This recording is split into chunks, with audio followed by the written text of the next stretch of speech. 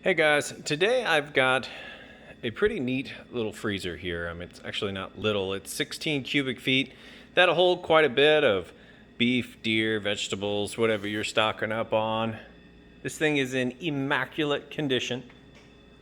It's got that cream color.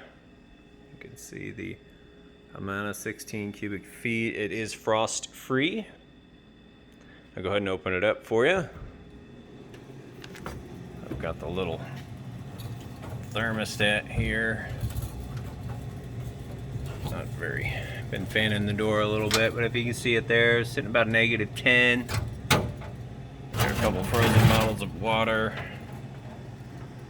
Of course, you can see it's obviously working great. It's got the light, these shelves, you can pull these in and out if you have cases you want to stack. It's got a pull-out shelf down here. And every single shelf is in immaculate shape. Perfect condition on the inside. Close that up for you. You can hear it doing its suction, airtight. Has auto defrost, all that good stuff. So you load it up and you're good to go. I like to do these videos so you know, and you get it home, plug it in, you'll be good to go.